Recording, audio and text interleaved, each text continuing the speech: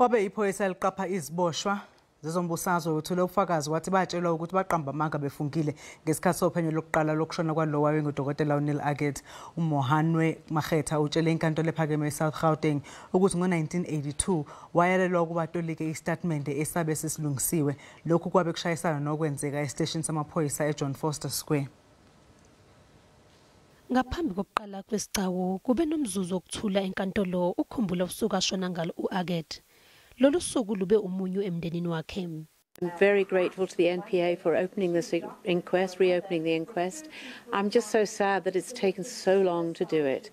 38 years during which my parents have died, my elder brother has died, and I've been widowed. Things have changed, and my family should be here hearing the truth, but unfortunately they too have gone.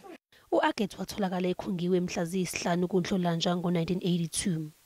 Uphenyo lokuqala wathola ukuthi wazibulala. Owayeyiphoyisa eliqapha iziboshwa zezombusazwe uthi istatimende salo sasivese silungiselelwe. Wacelwa ukuba asebenzise sona.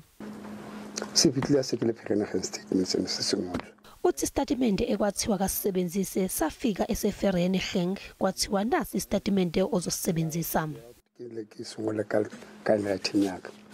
Kuyasolisa-ke ukushona kweziboshwa osibalo sazo esingaziwa ngesikhathi sobandlululo.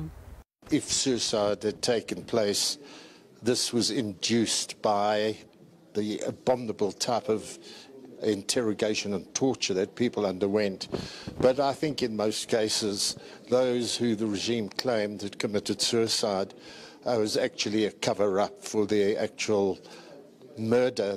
Umapetla muhapi ngomunye wabashona esitezi esidumile eseshumini. Umndeni wakhe uyalwamukela lolu hlelo oluqhubekayo. Us as the family do not accept the verdict of suicide. We do not accept the verdict that no one can be found responsible for his death. And we seek justice. Umunye wayeboshwe ngesikhathi esifanayo noAggett, uJabu Ngwenya wethule ubufakazi.